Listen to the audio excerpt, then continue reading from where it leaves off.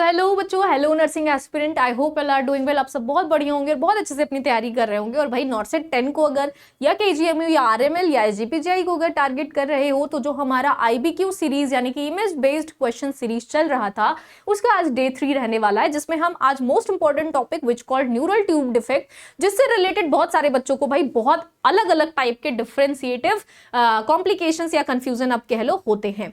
ठीक है, तो आज हम इस सीरीज में जानेंगे भाई न्यूरल ट्यूब डिफेक्ट्स क्या होते हैं, किस तरीके के होते हैं, कौन सा सबसे ज्यादा हाई रिस्क की कंडीशन में देखा जाता है और कितने टाइप के न्यूरल ट्यूब डिफेक्ट्स आपको देखने को मिलते हैं। बहुत सारे बच्चों को इससे रिलेटेड बहुत सारा कंफ्यूजन होता है, बट बच्चों ये ध्यान रखिएगा कि ये जो कंडीशन है, इस कंडीशन से रिलेटेड आपके एग्जाम में बहुत प्रोबेबली मोस्ट प्रोबेबली क्वेश्चंस देखने को मिलते हैं। तो चलिए डील करते हैं कि आपका क्या रहता है, ये न्यूरल ट्यूब डिफेक्ट है क्या भला, क्या चीज होती है, किस तरीके से इसको देखा जाता है। अब इससे रिलेटेड यानी कि एनटीडी रिलेटेड अगर मैं बात करूं तो आपके दिमाग में, आपके जहन में दो क्वेश्चंस आते हैं।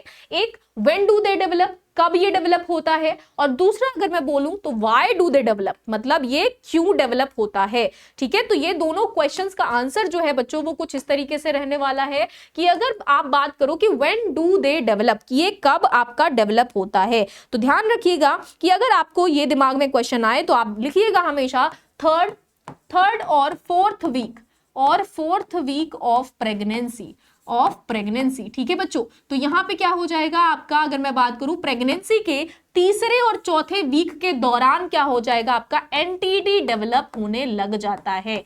ठीक है, और अगर व्हाई डू दे डेवलप की बात करूं तो ये क्या हो जाएगा आपको बच्चों, because of folic acid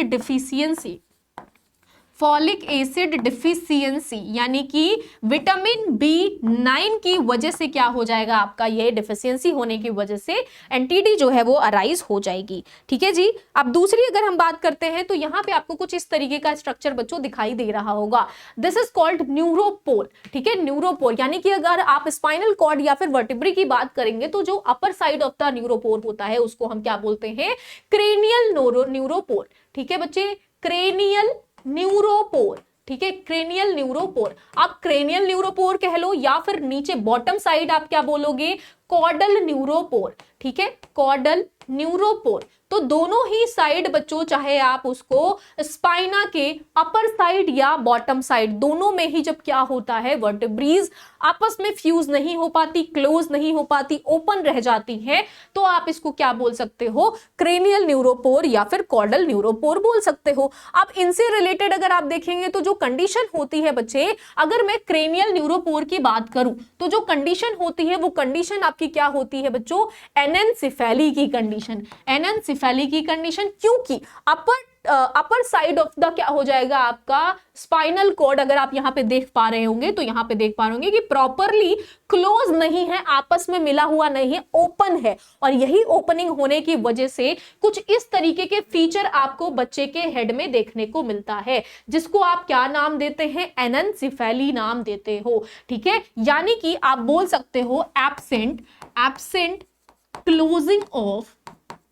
closing of vault of baby's head।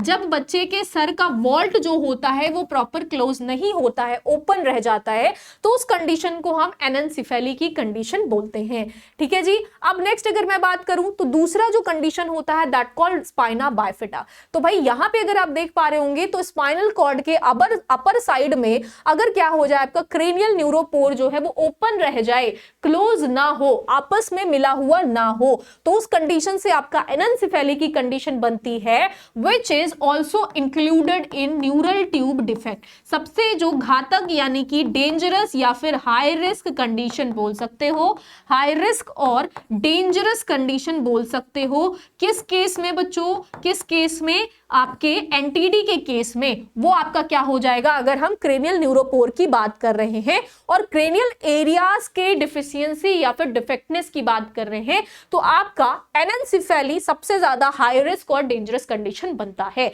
और अगर हम फिजिकली अपीयरेंस की बात करें तो कुछ इस तरीके से बच्चा क्या करेगा, दिखाई देगा, जस्ट बिकॉज कि उसके क्या हो रखा है बच्चों, वॉल्ट में यानी कि बेबीज के हेड यानी कि वॉल्ट में ओपनिंग देखने को मिल रहा है, प्रॉपरली क्लोजिंग नहीं है। तो that's why for that reason anencephaly is occurred from anterior neural tube defect, जिसको हम बोलते हैं। नेक्स्ट अगर मैं बात करूं कॉर्डल न्यूरोपोर की, तो कॉर्डल न्यूरोपोर से भैया एक आपका जो कंडीशन जनरेट होता है that called spina bifida, that called बच्चों स्पाइना बाइफिडा। ठीक है, अब ये स्पाइना बाइफिडा क्या होता है ये देख लेते हैं। स्पाइना बाइफिडा और स्पाइना ओकल्टा। नेक्स्ट अगर मैं बात करूं स्पाइना बाइफिडा विद मेनिंगोसील, या फिर स्पाइना बाइफिडा विद माइलोमेनिंगोसील, या फिर आप क्या बोल सकते हो रैचेस या फिर चाइसिस। ठीक है, रैचेस या फिर काइसिस। तो स्पाइना बाइफिडा जो कि हमारा सेकेंड ऑफ एनटीडी रहने वाला है, उससे रिलेटेड आपके 4 अलग अलग यानी कि भिन्न भिन्न प्रकार के आपके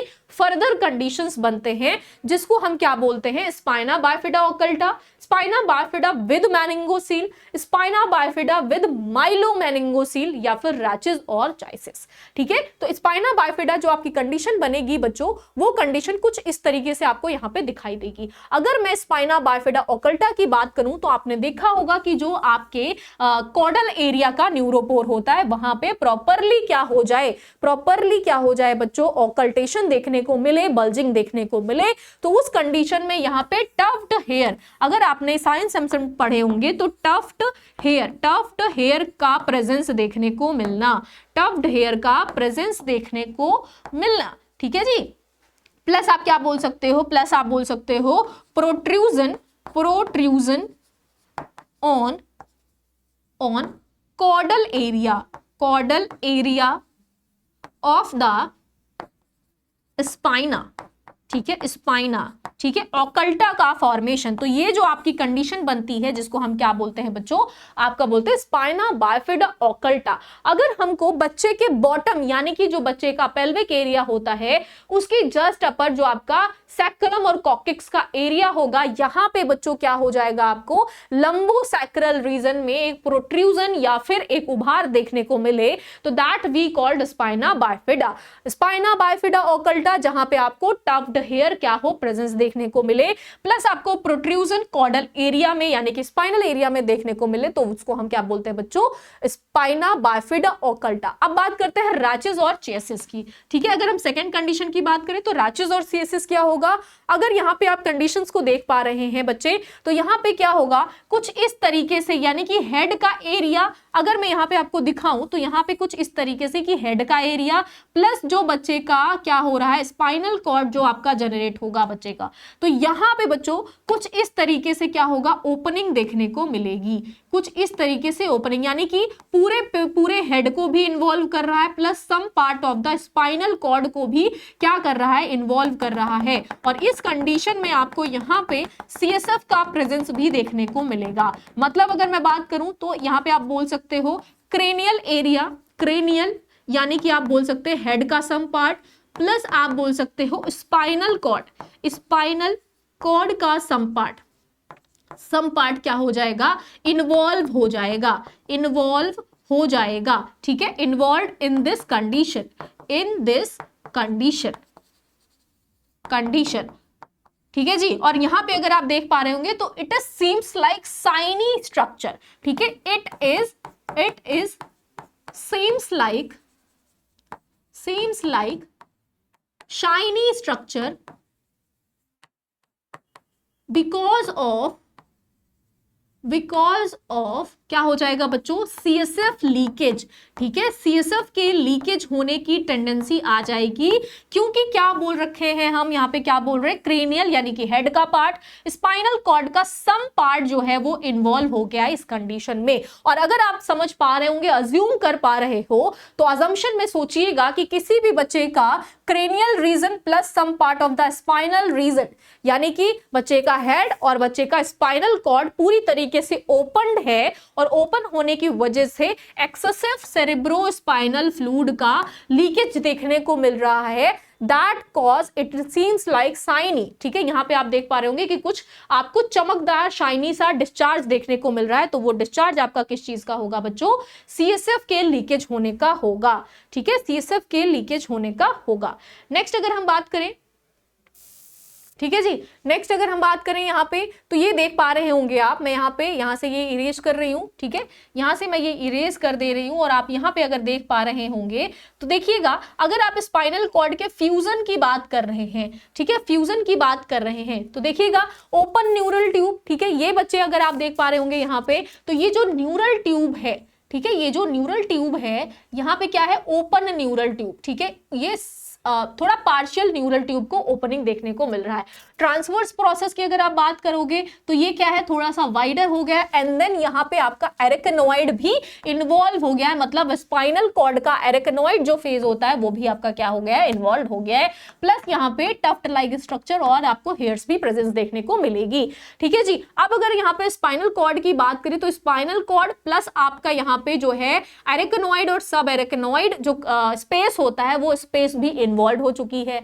ठीक है जी। अब यहाँ पे अगर आप देख पा रहे होंगे तो ये जो कॉर्डल लाइक स्ट्रक्चर है, ठीक है जी, यहाँ पे आपका मेनिंजेस प्लस आपका एरेक्नोइड सब एरेक्नोइड स्पेस भी है वो इन्वॉल्व हो रखा है। अब आप ये सोचिएगा कि जब आपके स्पाइनल कॉर्ड चाहे वो ड्यूरा मैटर हो, पाया मैटर हो या आपका क्या हो एरेक्नोइड मैटर हो जो आपके मेनिंजेस का पार्ट होता है, वो अगर इन्वॉल्व हो गया दैट मींस कि आपका सीएसएफ भी इन्वॉल्व होगा, और सीएसएफ के इन्वॉल्व होने की वजह से यहाँ पे सीएसएफ का एक्सेसिव लीकेज देखने को मिलेगा। और ये क्या कंडीशन होती है बच्चे, इस कंडीशन का नाम रहता है आपका रैचेस या फिर कैसिस आप बोल सकते हो। चलिए नेक्स्ट बात करते हैं स्पाइना बाइफिडा विद मेनिंगोसील या फिर at the same time spina bifida with myelomeningocele. ठीक है जी। तो स्पाइना बाइफिडा विद मेनिंगोसील का जो स्ट्रक्चर है बच्चों ये देख पा रहे होंगे आप यहाँ पे, मेनिंगोसील जिसको आप बोलते हो, यानी कि अगर हम स्पाइनल कॉर्ड की बात करें, ठीक है जी, स्पाइनल कॉर्ड की बात करें तो स्पाइनल कॉर्ड में बच्चों क्या होगा, आपके यहां से प्रोट्रूजन देखने को मिलेगा। ठीक है जी। यहां से क्या देखने को मिलेगा बच्चों, आपके प्रोट्रूजन देखने को मिलेगा। अब ये प्रोट्रूजन होगा किस चीज का और क्या क्या चीजें इसमें इन्वॉल्व होंगी, तो यहाँ पे ध्यान से देखिएगा कि ये जो प्रोट्रूजन है वो आपके किस चीज का बच्चों, मेनिंजेस लेयर का प्रोट्रूजन या फिर आपके स्पाइना का प्रोट्रूजन देखने को मिलेगा। ठीक है। तो यहाँ पे ध्यान से देखिएगा कि प्रॉपर फ्यूजन वर्टिब्रीज का ना हो पाने की वजह से, ठीक है, जो इनर पार्ट यानी कि जो मेनिंजेस का पार्ट था वो क्या हो चुका है, पूरी तरीके से इन्वॉल्व हो चुका है, और इसमें भी आपको किसका प्रेजेंस भाई, सीएसएफ का प्रेजेंस देखने को मिलेगा। अगर आप यहाँ पे देख पा रहे होंगे तो ये तो आपका वर्टिकल डायग्राम हो गया, ये आपका हॉरिजॉन्टल डायग्राम हो गया। अगर इसी वर्टिब्रा को आप लाई डाउन करके इस तरीके से व्यू में देखेंगे तो आपको क्या देखने को मिलेगा कि ये जो भाई वर्टिब्री थी, वर्टिब्रे से जहां से आपका मेनिंजेस जो है वो रन कर रहा है उसमें प्रोट्रूजन देखने को मिल रहा है और सीएसएफ भी इन्वॉल्व है। तो यहां पे लिख सकते हो meninges plus CSF are involved। ठीक है जी। तो इसको हम क्या बोलते हैं बच्चों, मेनिंगोसील बोलते हैं। याद रखिएगा ये जो इमेज है वो इस कंडीशन का है, ये जो इमेज है वो इस कंडीशन का है। ठीक है बच्चे। अब डिफरेंशिएशन समझने की कोशिश करना कि इस पिक्चर और इस picture there are many differences of both the side of the pictures. ठीक है। यहाँ पे जो पिक्चर आपको दिखाई जा रही है इसमें अगर आप यहाँ पे स्पेस की बात करेंगे तो ये जो मेनिंजेस का आपका ड्यूरा और एरेक्नोइड मैटर वाला स्पेस है वो क्या है बच्चों, इन्वॉल्व है। साथ साथ यहाँ पे इस प्रोट्रूजन में सीएसएफ का भी इन्वॉल्वमेंट देखने को मिलेगा। ठीक है। एट द सेम टाइम अगर आप इस इमेज की बात कर पा रहे होंगे तो यहाँ पे देखिएगा कि प्रोट्रूजन में आपको क्या दिख रहा है, ठीक है, एरेक्नोइड मैटर, ये जो आपका यहाँ पे मैटर ये जो जा रहा था यानी कि सब एरेक्नोइड मैटर या फिर आप पार्शियली क्या बोल सकते हो, पाया मैटर बोल सकते हो, ये भी यहाँ पे बच्चों इन्वॉल्व है। प्लस आपके यहाँ पे क्या इन्वॉल्व होते हैं, नर्व हेयर क्या होते हैं, इन्वॉल्व होते हैं। तो अगर मैं बात करूं कि इसमें इन्वॉल्वमेंट की तो लिखिएगा बच्चों मेनिंजेस प्लस सीएसएफ और मेनिंजेस में भी क्या, तीनों लेयर। ठीक है। चाहे वो आपका ड्यूरा मैटर आपका एरेक्नोइड मैटर या फिर आपका क्या बोल सकते हो, पाया मैटर। ठीक है जी। तो तीनों ही लेयर क्या है इसमें इन्वॉल्व है, प्लस साथ ही साथ न्यूरल नर्व्स भी क्या होती हैं बच्चों, इन्वॉल्व होती हैं, न्यूरल नर्व्स भी बच्चों इन्वॉल्व होती हैं, दैट्स वी कॉल्ड, क्या हो जाएगा आपका, माइलोमेनिंगोसील। ठीक है, यहां पे क्या बोल सकते हो, स्पाइना बाइफिडा विद माइलोमेनिंगोसील, क्योंकि इसमें क्या होता है, meninges, CSF plus neural nerve, तीनों चीजों का इन्वॉल्वमेंट होता है, और in comparison to meningocele it is the most dangerous. ठीक है, क्यों ऐसा होता है, क्योंकि यहाँ पे भैया नर्व सेल्स भी इंप्रूव या फिर इन्वॉल्व हो चुकी हैं। ठीक है, there are no chances of improvement in comparison to spina bifida meningocele. ठीक है, मेनिंगोसील जो है वो आपका सिर्फ और सिर्फ प्रोट्रूजन प्लस सीएसएफ का इन्वॉल्वमेंट देखने को मिलेगा। मेनिंजेस की 2 लेयर इन्वॉल्व होती हैं, पहला आपका ड्यूरा मैटर, दूसरा आपका arachnoid mater. But in that case of scenario यहाँ पे क्या होगा, मेनिंजेस की dura, arachnoid and pia mater तीनों ही इन्वॉल्व होंगी, सीएसएफ इन्वॉल्व होगा, न्यूरल नर्व्स इन्वॉल्व होंगे, और इसके कंपैरिजन में अगर हम हार्मफुलनेस या फिर डेंजर कंडीशन की बात करें तो it is more dangerous in comparison to this. ठीक है, तो ये रही आपकी क्या बच्चे, आपकी स्पाइना बाइफिडा विद मेनिंगोसील और स्पाइना बाइफिडा विद माइलोमेनिंगोसील। अगर यहाँ पे आप स्ट्रक्चर देख पा रहे होंगे तो आप देखिएगा कि ये जो स्ट्रक्चर है बच्चों, ये जो स्ट्रक्चर है, जो प्रोट्रूजन देखने को मिल रहा है यहाँ पे बच्चे के, ठीक है, जो बल्जिंग एरिया देखने को मिल रहा है वो आपके बीच में यानी कि स्पाइना के एरिया में देखने को मिल रहा है, स्पाइनल एरिया के उसमें लंबोसैक्रल रीजन, मैं बोल सकती हूं कि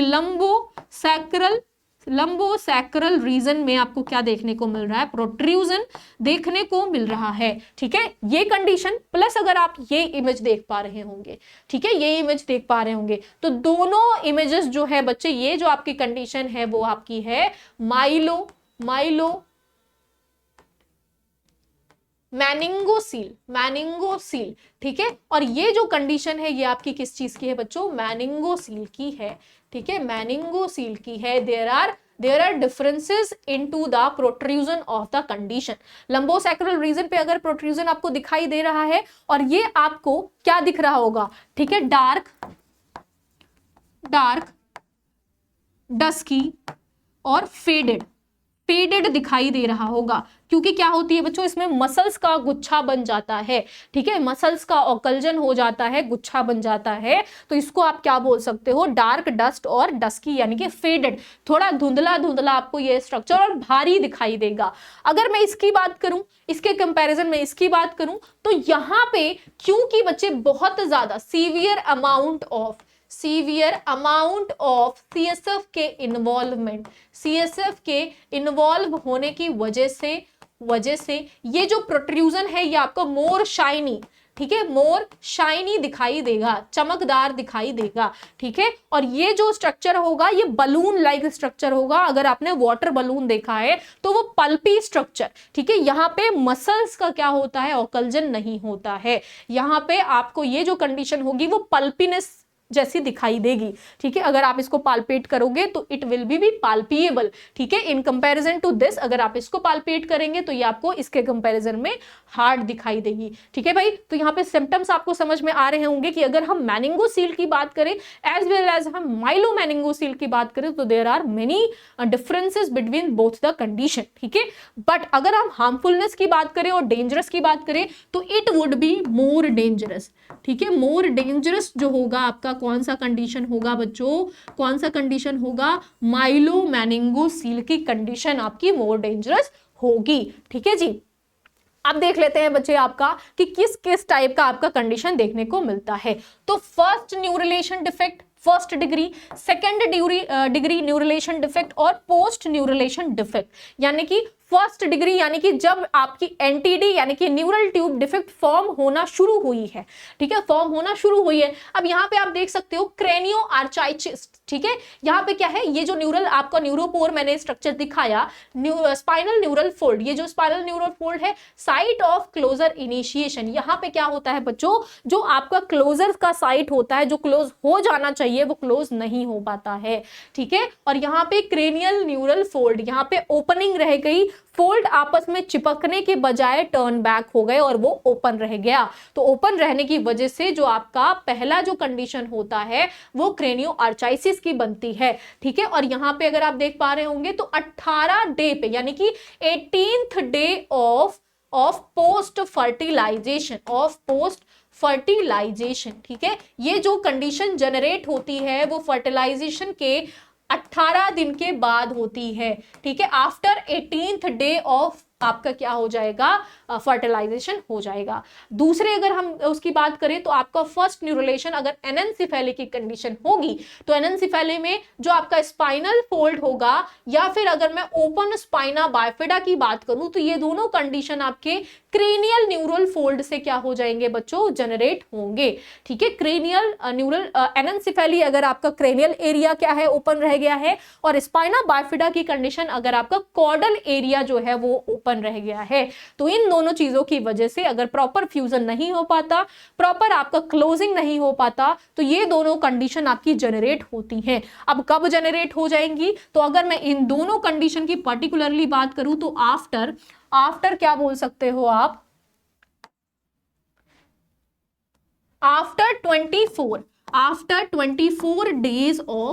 डेज ऑफ फर्टिलाइजेशन, ठीक है। 24 दिन बाद फर्टिलाइजेशन के क्या होगा, ये कंडीशन अराइज होगी, ठीक है जी। अगर हम सेकेंड डिग्री न्यूरोलेशन की बात करें तो भाई यहाँ पे एक और कंडीशन आपकी बनती है, स्पाइनल डिस्फेरिज्म विद लाइपोमा, ठीक है। जब आपका ये क्या हो जाएगा, मोर कैंसरस, मोर डेंजरस हो जाएगा। इस कंडीशन में क्या हो जाएगा बच्चों, जो सेकेंड डिग्री न्यूरल ट्यूब टिथनिंग होगी वो क्या होगी बच्चे में, यहाँ पे आप देखोगे लाइपोमा यानी कि ओकल्जन जनरेट होना वर्टिब्री में शुरू हो जाएगा। तो इसको आप क्या बोलते हैं, न्यूरोलेशन सेकेंड डिग्री ऑफ डिफेक्ट, जो आपका 35th डे ऑफ क्या हो जाएगा, ऑफ फर्टिलाइजेशन, 35 दिन फर्टिलाइजेशन के बाद क्या होगा, ये जनरेट होना शुरू होगा। अच्छा, ये जो आप डेट पढ़ रहे हो ना कि यहाँ पे आपने पढ़ा कि 18th day, 24th day, 35 day, तो ये जो डेज है ये डेज आपके स्पाइनल कॉर्ड के बनने में हेल्पफुल होती हैं कि कब कौन से दिन या कौन से डेट पे आपका जो स्पाइनल कॉर्ड है किस तरीके से जनरेट होगा, ठीक है जी। अगर हम पोस्ट न्यूरोलेशन डिफेक्ट की बात करें कि आफ्टर पूरा का पूरा जब आपका स्पाइनल कॉर्ड पूरी तरीके से बन चुका है, बच्चे में डेवलप हो चुका है, उसके बाद जो कंडीशन अराइज होती है दैट कॉल्ड एन्सेफेलोसील, ठीक है। अब एन्सेफेलोसील में क्या होता है, बच्चे में हर्निएशन देखने को मिलता है आपके बच्चे के ऑक्सीपुट वाले रीजन पे, हर्निएशन इन हाइंड ब्रेन या फिर occipital skull defect. Occipital skull defect आपने देखा होगा कि बच्चे के ऑसिपिट वाले रीजन में एक और हेड लाइक स्ट्रक्चर आपको दिखाई देता है, ठीक है। तो उस स्ट्रक्चर में आपने रील स्क्रॉल करते वक्त देखा होगा कभी कि आपके देखा होगा कि बच्चे का एक हेड प्रोमिनेंट होता है और दूसरा जो एक भारी सा ओकल्जन होता है वो बच्चे के गर्दन पर पीछे रखा हुआ होता है। उसको हम क्या बोलते हैं बच्चों, एननसिफेली बोलते हैं, एनसिफेलोसील बोलते हैं, एनसिफेलोसील बोलते हैं, ठीक है जी। तो एनसेफेलोसील आपकी जो कंडीशन होती है वो 4th month of post fertilisation, 4 महीने ऑफ 4th मंथ ऑफ क्या हो जाएगा आपका बच्चों, क्या हो जाएगा 4th मंथ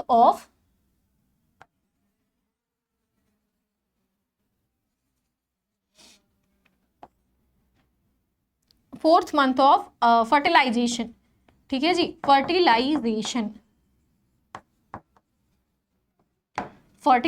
तो ये क्या हो जाएगा बच्चे, आपका नेक्स्ट जो हो जाएगा वो आपका डिफेक्ट हो जाएगा। तो हमने 3-4 डिफेक्ट्स के बारे में पढ़ा, एक आपका क्रेनियोआर्चाइटिस, दूसरा हमने एनेंसेफेली, ओपन स्पाइना बाइफिडा। तो ये सब आपके फर्स्ट न्यूरोलेशन डिफेक्ट में जब आपका जो आपका न्यूरल ट्यूब है, जो आपका स्पाइनल ट्यूब है वो जब फॉर्म होता ही है तभी ये तीनों कंडीशन जनरेट होनी स्टार्ट हो जाती हैं अगर आपके क्या होता है, फॉलिक एसिड की कमी हुई तो, ठीक है। दूसरा जो न्यूरोलेशन डिफेक्ट होता है वो आपका होता है spinal dysraphism with lipoma, lipoma occurrence हो जाती है अगर आप second degree of neurulation defect की बात करेंगे। थर्ड की अगर मैं बात करूं तो post neurulation defect after completion of mechanism of आपका स्पाइनल कॉर्ड, जब आपका स्पाइनल कॉर्ड बच्चे का बन जाता है उसके बाद आपका एक कंडीशन जनरेट होता है, उसको कहते हैं एन्सेफेलोसील, ठीक है जी। और डेज के अकॉर्डिंग अगर मैं पहले की बात करूं तो 18th day of post fertilization, 24th days of post fertilization, 35th day of post fertilization, या फिर आप 4th मंथ ऑफ फर्टिलाइजेशन बोल सकते हैं, ठीक है बच्चे।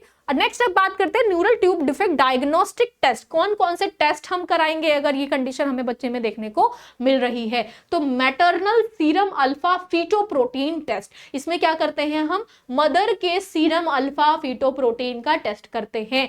Next we will do ultrasound, यानी कि यूएसजी आप क्या कराते हो? कंडक्ट कराते हो। एमनियोसेंटेसिस, यानी कि आप क्या कर रहे हैं? एमनियोटिक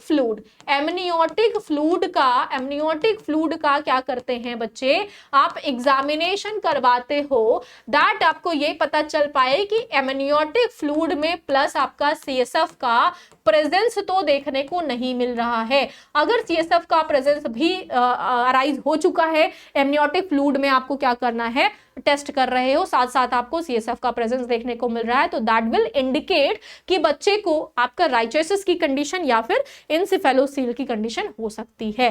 फीटल एमआरआई, बच्चे की क्या कराएंगे आप? एमआरआई कराएंगे, ठीक है जी। नेक्स्ट अगर मैं बात करूं तो पेरी इम्प्लांटेशन जेनेटिक डायग्नोसिस, ठीक है, आप क्या कर सकते हो? प्री इम्प्लांटेशन जेनेटिक डायग्नोसिस की आप भैया जीन चेक करने के लिए मदर और फादर का प्री इम्प्लांटेशन जेनेटिक डायग्नोसिस करा सकते हैं, ठीक है। क्रोनिक विलियस एग्जाम्पलिंग, मतलब आप क्या कर सकते हैं? क्रोनिक विलियस एग्जामिनेशन करवा सकते हैं।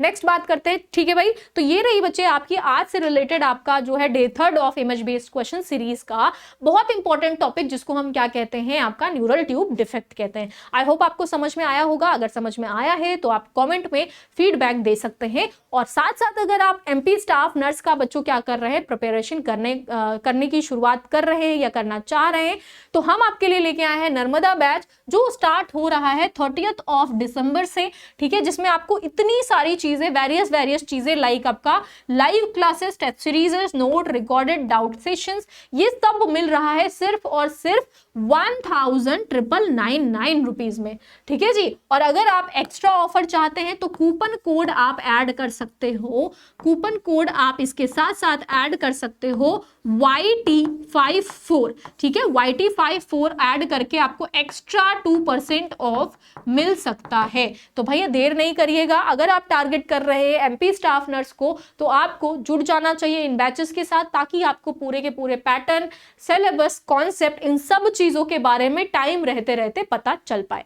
नेक्स्ट बात करते हैं बच्चों ब्रह्मोस बैच की। अगर आप बीएसएफ स्टाफ नर्स को टारगेट कर रहे हैं तो आपका ये बैच जो है बच्चों वो स्टार्ट हो रहा है 2 जनवरी 2026 से, जिसमें आपको same pattern of classes, recorded videos, doubt sessions, notes and etcetera बहुत सारी चीजें आपको यहाँ पे दी जा रही है। कितने में दी जा रही है बच्चों? सिर्फ और सिर्फ 1999 रुपीज में, ठीक है। और एक्स्ट्रा 2% ऑफ के लिए आप क्या कर सकते हैं? 2% ऑफ के लिए आप यूज कर सकते हैं कूपन कोड YT54, ठीक है जी। और इससे रिलेटेड कोई भी फर्दर इंक्वायरी चाहिए तो आप कॉल कर सकते हो बच्चों 9240231061 इस नंबर पर, अगर आपको फर्दर कोई भी बैच रिलेटेड इंक्वायरी चाहिए तो, ठीक है जी। आई होप आपको क्लास समझ आई होगी, अच्छा लगा होगा, और इससे रिलेटेड आपके क्वेश्चंस भाई बहुत सारे एग्जाम्स में देखने को मिले हैं, ठीक है जी। चले, ऑल द बेस्ट, तैयारी करते रहिएगा, अपना ध्यान रखते रहिएगा और रिवीजन करते रहिएगा most probably. Thank you so much.